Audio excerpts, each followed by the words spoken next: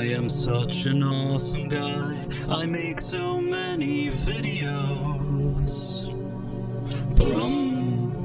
Hello there, Price of Reason here with a movie review. Over the past decade or so, Zack Snyder has positioned himself as one of the most talked about directors in Hollywood, but depending on who you ask, you're likely to hear very different opinions about him. On the one hand, he's built a fan base of overly enthusiastic supporters that claim that he's a brilliant, visionary auteur, but at the same time, there's also plenty of moviegoers who would tell you that Snyder is actually an arrogant, overrated, and overindulgent hack. Personally, I've always had mixed feelings about both Snyder and his work. While I think that his diehard fans often give the guy much more credit than he deserves, and I think that his behavior at times indeed ranges from annoying to questionable, I also think that on occasion, Snyder does have a half-decent creative idea, and that he does sometimes have an eye for visuals. When Rebel Moon Part 1 came out about half a year ago, I wasn't exactly thrilled with the movie, but I didn't completely hate it. Billed as a Star Wars-type space opera of Snyder's own creation, I found that movie rather lackluster, especially when it came to its screenplay, and I had considered that first Rebel Moon movie another missed opportunity for Snyder. As with his past divisive DC movies, Snyder once again had the budget and backing to make a genuinely good movie, but in Rebel Moon Part 1, Snyder ended up mostly missing the mark.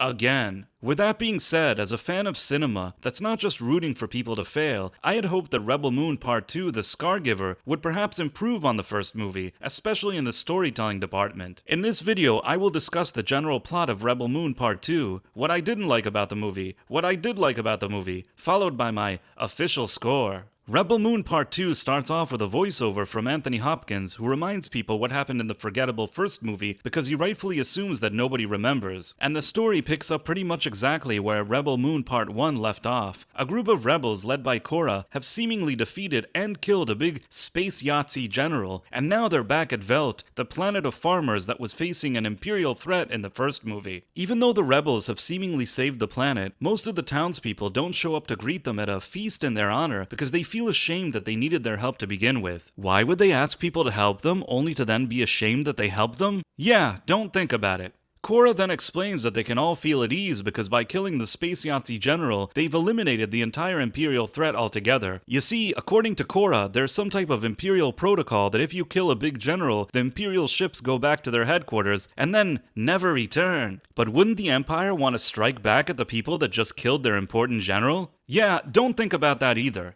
In any case, the rebels' sense of euphoria is cut short when a now Imperial double agent from the first movie reveals that the Empire is actually going to be on the planet within 5 days to take all of their seasonal grains, putting them once again in danger. And to make matters worse, the Space Yahtzee general isn't as dead as they thought because he was miraculously brought back to life by his people. Djimon Hounsou then tells the townspeople that they need to gather all the crops from the harvest within 3 days rather than 3 months because the Empire is coming. And how do they plan to accomplish this? With the help of a montage, of course, where Zack Snyder shows us a bunch of slow motion shots of people working in the field. Meanwhile, all of this work makes Kora feel naughty, so she spends the night with her cowardly Frenchman simp. While in bed, Kora reveals that back in the day she was an awful person, that her evil adoptive father orchestrated some type of mutiny against the royal space family, during which she killed a princess who also happened to be a magical little girl. But the cowardly Frenchman doesn't seem to mind as he's finally getting some, so I suppose he just files Kora's confession under strange pillow talk. Anyhow, at this point, Kora, the cowardly Frenchman, pronoun warrior, Indian Fabio, samurai not Jedi lady, and Djimon Hounsou all sit at a table and tell each other their life stories in a segment that seems to last forever. It turns out that Djimon Hounsou was a general that saw all of his men get destroyed by the Empire. Indian Fabio used to be a prince, but his father was killed and his mother jumped off a balcony. Samurai not Jedi lady used to have arms, and pronoun warrior used to be a woman. And after hearing all of their stories, the town now presents the rebels with quilts in their honor. When did this town, who needed to squeeze 3 months of work into 3 days, have time to make quilts for the rebels? Who f***ing knows? Next, the townspeople are trained for combat in another dumb montage, and after 24 hours they're ready for battle. Finally, the Empire arrives and we have an all-out, lengthy, and mostly nonsensical battle. Some people live, some people die, and just when things look hopeless, the rebels and villagers are randomly bailed out in the last minute as they emerge victorious. Right before the movie ends, Djimon Hounsou tells Kora that she's both stunning and brave, and that the magical princess she thought she's killed is still alive too. I guess this sets things things up for a third and hopefully final entry within this film series. Let's start with what I didn't like. As I've stated in the past, I actually think that some of Snyder's ideas are occasionally interesting. However, in most cases, Snyder's main obstacle always ends up being Snyder himself. I'm convinced at this point that his whole plan for making movies is just putting things on screen that he thinks would look cool, but without really ever thinking them through. For example, wouldn't it be cool if there was a robot killing people? Or wouldn't it be cool if masked musicians played violins during a royal assassinations? Or wouldn't it be cool if there was suddenly a Jedi type of battle? The only problem is that Snyder can never seem to focus enough on his actual storytelling to legitimately explain these narrative developments and properly bring all of his ideas to life. Throughout Snyder's movies, things just seem to happen, often randomly, with no real setup or explanation. Scenes go on for much longer than they need to, usually with extensive and unnecessary slow motion shots. In Rebel Moon Part 2, the main character development in this movie is just a bunch of people dumping exposition on each other's faces while sitting in a room together. Character motivations aren't very clear, and in many cases, the plot itself doesn't quite make sense. And these issues really hurt the movie overall, because without seeing logical and interesting character arcs, there's no real reason to actually care about what happens to any of these people. And unfortunately, this has been a problem we've been seeing from Snyder for years, with maybe the exception of the movie Watchmen, which I think he actually did a decent job on. As I had mentioned in my preview for Rebel Moon Part 1, I believe that Zack Snyder suffers from something that I like to call Snyderia, which means that he's so full of himself that he only seems to surround himself with yes-men collaborators who simply aren't good enough for the scope of his productions, or maybe they are good enough, but he simply doesn't listen to any of their ideas. Snyder may want to do things his way, but he's not a director of that caliber and would benefit from a strong producer that really reined him in. And he needs talented people around him in key roles to create something truly good, which is perfectly fine, but the first thing he needs to do is to acknowledge that. He's not a world-class director, he's just an okay director. And what's really a shame here is that I think that this movie did have some real potential for a high-quality sci-fi space adventure movie. For starters, I didn't generally dislike the cast here. I know that some people may not think much of lead actress Sofia Boutella, but I actually don't mind her. Sure, she's not going to win any Academy Awards, and some of her fight scenes aren't exactly very realistic, but she does seem to be in good shape, and she at least puts in some kind of effort. Michiel Huisman and Staz Nair are likable enough as the cowardly Frenchman and Indian Fabio, and Bae Doona, who plays not Jedi Lady, seems better than the material she was given as well. Sir Anthony Hopkins, who voices the robot, does a solid job here when needed, but he's kind of underused. Skrein does a decent job as a menacing general space Yahtzee, and Djimon Hounsou probably puts in the best effort in the entire cast in terms of trying to bring real gravitas to his role. But in spite of the quality of this cast, Snyder simply doesn't know what to do with them, and once again, this movie more than anything left me feeling rather frustrated, and it's beginning to seem like Snyder will simply never learn the lessons he needs to in order to become a genuinely good filmmaker. And now comes the most difficult part for me. How do I score this movie, especially with so much criticism I have towards it? Those that are familiar with my channel know that anything under a 60 out of 100 is considered a failing grade, and in many ways, this movie does actually deserve to fail. Still, while Rebel Moon Part 2, much like Rebel Moon Part 1, definitely isn't a good movie, for some odd reason, I didn't flat out hate it. Was it dumb? Yes. Was it poorly written? Yes. Was it too long? Yes. Was it sometimes cringe? Sure. Was it ridiculous?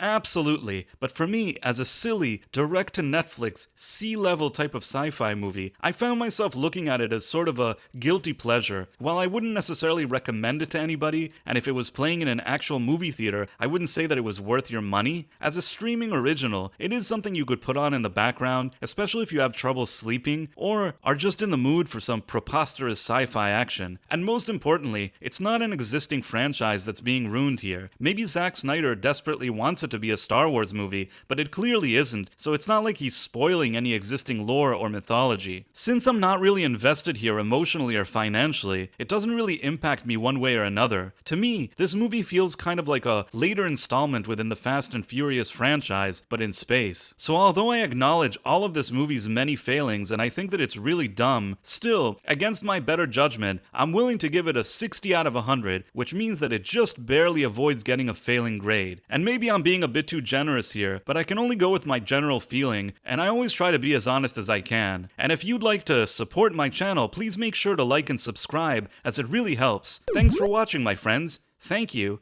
and good day. I am such an awesome guy. I make so many videos. But I'm